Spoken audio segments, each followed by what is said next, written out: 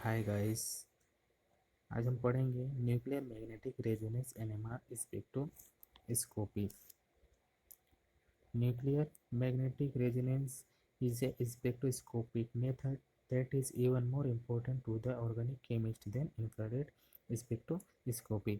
यानी कि जो एनएमआर स्पेक्ट्रोस्कोपी है वो बहुत ही ज़्यादा इम्पोर्टेंट है ऑर्गेनिक केमिस्ट के लिए। आईआर स्पेक्ट्रोस्कोपी से भी ज़्यादा इम्पोर्टेंट है एनएमआर स्पेक्ट्रोस्कोपी। ठीक है। Many nuclei may be studied by NMR technique, but hydrogen and carbon are most commonly available। NMR technique में बहुत सारे न्यूक्लियाई का स्टडीज किया जाता है, उनमें से hydrogen nuclei and carbon nuclei एक मोस्ट कॉमन न्यूक्लियाई होते हैं जो इनका स्टडीज एनएमआर टेक्निक में किया जाता है। ठीक है। Whereas infrared spectroscopy reveals the types of functional groups present in a molecule। यानी कि आईआर स्पेक्ट्रोस्कोपी जहाँ मॉलिक्यूल में प्रेजेंट फंक्शनल ग्रुप के बारे में बताता है, वहीं एनएमआर टेक्निक हमें किसी एटम्स के मैग्नेटिकली डिस्टिंक्ट एटम्स के बारे में इंफॉर्मेशन देता है। When hydrogen nuclei are studied, one can determine the number of each of the distinct types of hydrogen nuclei, as well as obtain information regarding the nature of the immediate environment of each type। Similar information can be determined for the carbon nuclei। यानी कि इस NMR technique में hydrogen and जो carbon है उसके आसपास उपस्थित उसके एनवायरमेंटल के बारे में हमें सिमिलर इंफॉर्मेशन देता है। ठीक है।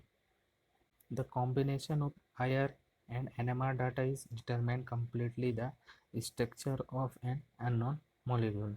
IR spectroscopy and NMR spectroscopy हमें किसी अननोन मॉलिक्यूल के बारे में कंप्लीट नॉलेज देता है।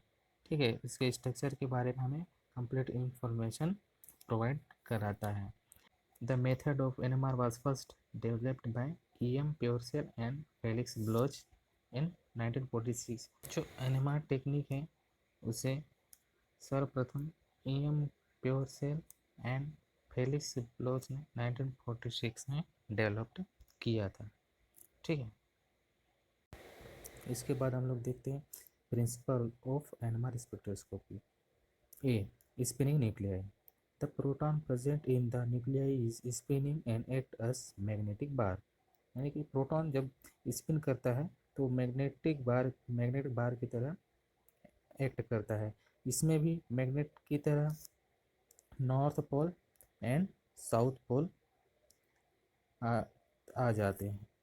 ठीक है। इसके बाद देखते हैं effect of external magnetic field. Proton will align with the magnetic field, proton will oppose the magnetic field।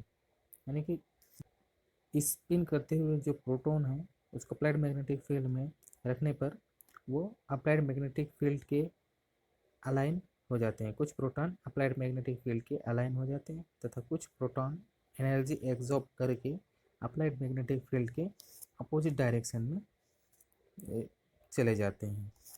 ठीक है। इसके बाद देखते हैं प्रिसिशनल मोशन।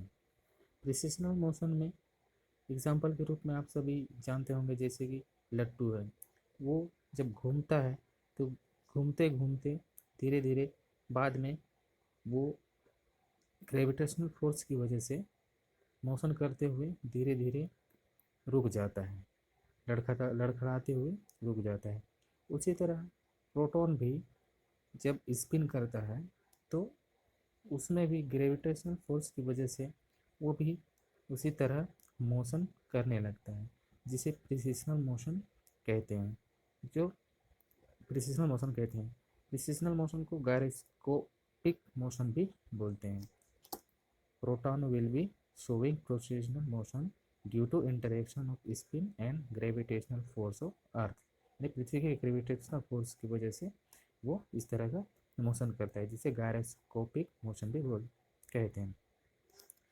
इसके बाद इसकी energy orientation of magnetic dipole.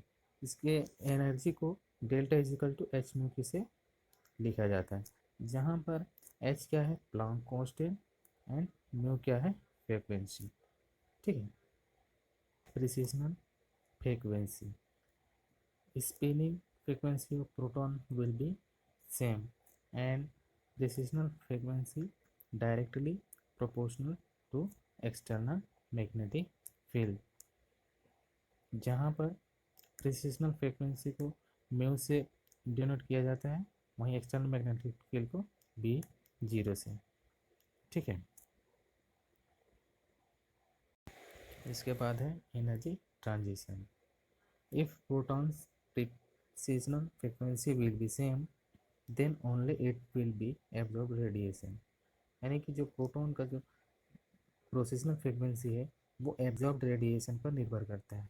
Absorb radiation जितना होगा उतना प्रिसिजनल फ्रीक्वेंसी होगा।